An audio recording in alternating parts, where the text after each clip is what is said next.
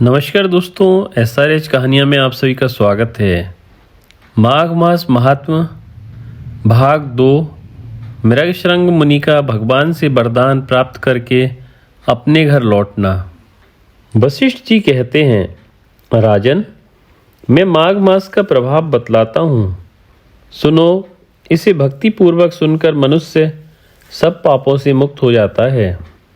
प्राचीन रथंतर कल्प के सतयुग में कुत्स नाम के एक ऋषि थे जो ब्रह्मा जी के पुत्र थे। वे बड़े ही तेजस्वी और निष्पाप थे। उन्होंने कर्दम ऋषि की सुंदरी कन्या के साथ विधिपूर्वक विवाह किया। उसके गर्भ से मुनि के वत्स नामक पुत्र उत्पन्न हुआ जो वंश को बढ़ाने वाला था। वत्स की 5 वर्ष की अवस्था होने पर पिता ने उनका उपनयन संस्कार करके उन्हें गायत्री मंत्र का उपदेश दिया।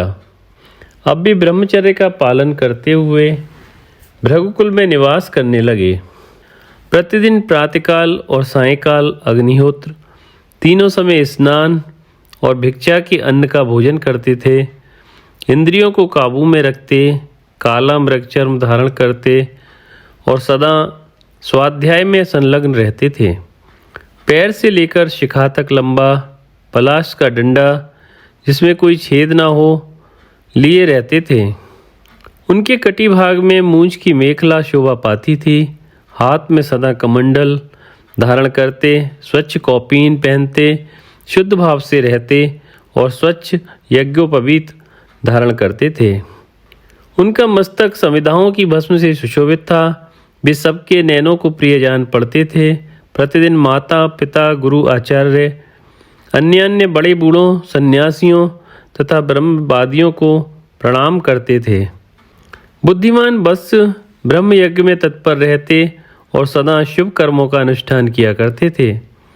वे हाथ में पवित्री धारण करके देवताओं, ऋषियों और पितरों का तर्पण करते थे। फूल, चंदन और गंध आदि को कभी हाथ से छूते भी नहीं थे। मौन होकर भोजन करते, मधु, पिण्याक और खारा नमक नहीं खाते थे। खड़ाऊ नहीं पहनते थे तथा सवारी पर नहीं चढ़ते। शीशे में मुंह नहीं देखते। दंत धावन, तांबूल और पगड़ी आदि से परहेज रखते थे। नीला, लाल तथा पीला वस्त्र, खाट, आभूषण तथा और भी जो वस्तुएं ब्रह्मचर्य आश्रम के प्रतिकूल बताई गई हैं, उन सब का वे स्पर्श तक नहीं करते थे। सदा शांत भाव से सदाचार में ही तत्पर रहते थे।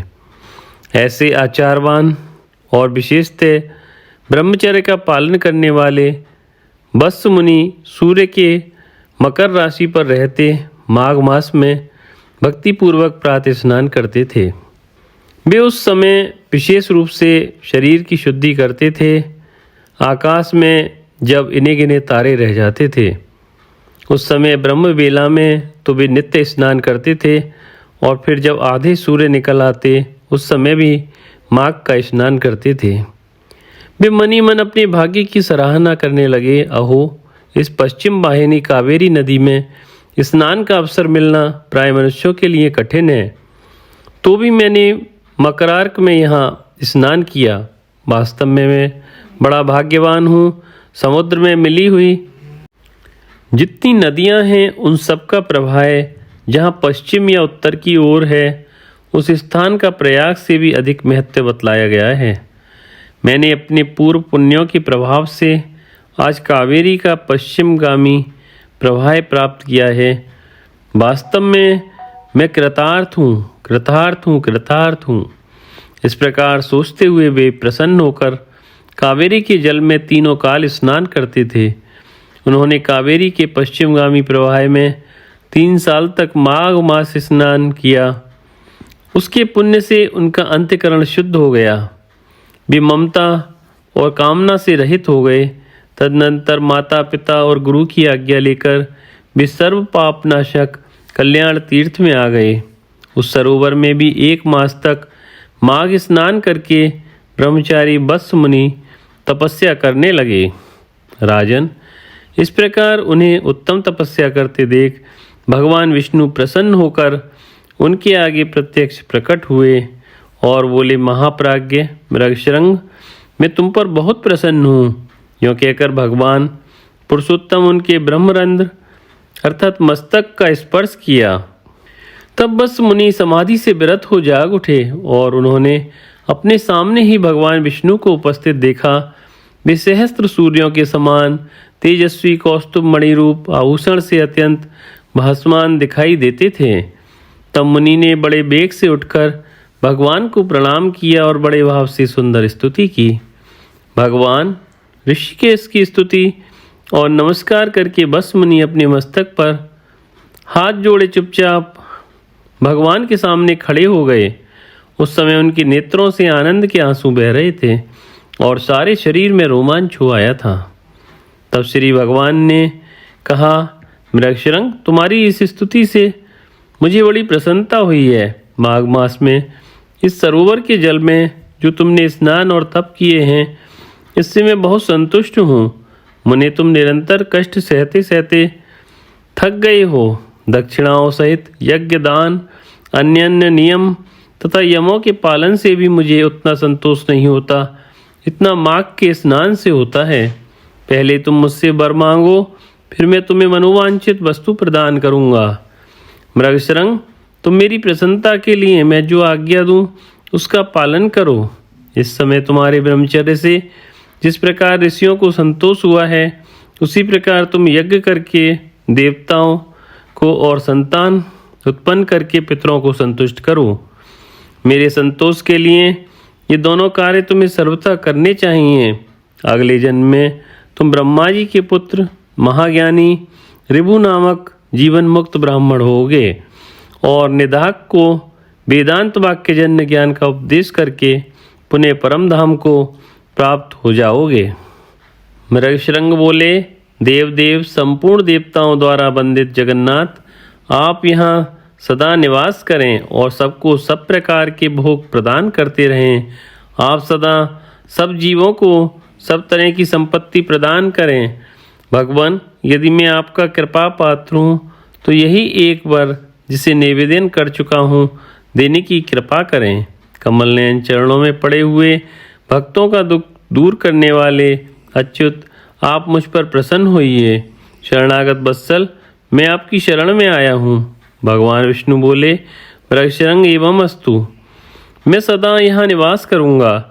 जो लोग यहाँ मेरा पूजन करेंगे उन्हें सब प्रकार की संपत्ति हाथ लगेगी। विशेषतः जब सूर्य मकर राशि पर हो, उस समय इस सरोवर में स्नान करने वाले मनुष्य सब पापों से मुक्त हो मेरे परम पद को प्राप्त होंगे। व्यतिपात योग में अयन प्रारंभ होने के दिन संक्रांति के मध्य समय, विषुव योग में पूर्णिमा और अमावस्या तिथि को तथा चंद्र ग्रहण और सूर्य ग्रहण के अवसर पर यहाँ स्नान करके यथाशक्ति दान देने से और तुम्हारे मुख से निकले हुए इस स्तोत्र का मेरे सामने पाठ करने से मनुष्य मेरे लोक में प्रतिष्ठित होगा। भगवान गोविंद के यों कहने पर उन ब्राह्मण कुमार ने पुनः प्रणाम किया और भक्तों के अधीन रहने वाले श्री हरि से फिर एक प्रश्न किया, कृपा निधे देवेश्वर, मैं तो कुत्स मुनि का पुत्र वत्स हूँ, फिर मुझे आपने मृगशृंग कहकर क्यों संबोधित किया? श्री भगवान बोले, ब्राह्मण, इस कल्याण सरोवर के तट पर जब तुम तपस्या करने में लगे थे, उस समय जो मृग प्रतिदिन यहाँ पानी पीने आते थे, वे निर्भय होकर तुम्हारे शरीर में अपने सींग रगड़ा करते थे। इसी से श्रेष्ठ महर्षि तुम्हें मृगशृंग कहते हैं। आज से सब लोग तुम्हें मृगशृंग ही कहेंगे। यों कहकर सबको सब कुछ प्रदान करने वाले भगवान सर्वेश्वर वहाँ रहने लगे। तदनंतर मृगशृंग मुनि ने भगवान का पूजन किया और उनकी आज्ञा लेकर वे उस पर्वत से चले गए। संसार का उपकार करने के लिए उन्होंने गृहस्थ धर्म को स्वीकार करने का निश्चय किया और अपने अंतःकरण में निरंतर वे आदि पुरुष कमल नयन भगवान विष्णु का चिंतन करने लगे। अपनी जन्मभूमि भोजराज नगर में घर आकर उन्होंने माता और पिता को नमस्कार करके अपना सारा समाचार कह सुनाया। माता पिता के नेत्रों में आनंद के आंसू छलक आए। उन्होंने पुत्र को छाती से लगाकर बारंबार उसका मस्तक सूंघा और प्रेम पूर्वक अभिनंदन किया। बस अपने गुरु को प्रणाम करके फिर स्वाध्याय में लग गए। पिता, माता और गुरु तीनों की प्रतिदिन सेवा करते हुए उन्होंने संपूर्ण वेदों का अध्ययन किया और गुरु की आज्ञा ले विधि पूर्वक व्रत स्नान और सर्ग का कार्य पूर्ण किया।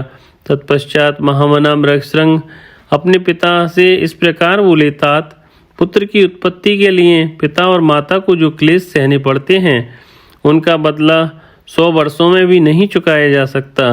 अतः पुत्र को उचित है कि वे माता पिता तथा गुरु का भी सदा ही प्रिय करे।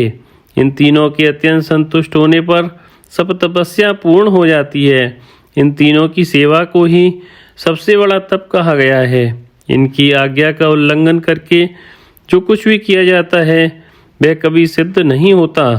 विद्वान पुरुष इन्हीं तीनों की आराधना करके तीनों लोकों पर विजय पाता है। जिससे इन तीनों को ही संतोष हो वही मनुष्यों के लिए चारों पुरुषार्थ कहा गया है। इसके सिवा जो कुछ भी है वह उपधर्म कहलाता है। मनुष्य को उचित है वे अखंड ब्रह्मचर्य का पालन करते हुए पिताश्री क्रम से 3, 2 या 1 वेद का अध्ययन करने के पश्चात गृहस्थाश्रम में प्रवेश करे। यदि पत्नी अपने वश में रहे तो गृहस्थाश्रम से बढ़कर दूसरी कोई वस्तु नहीं है।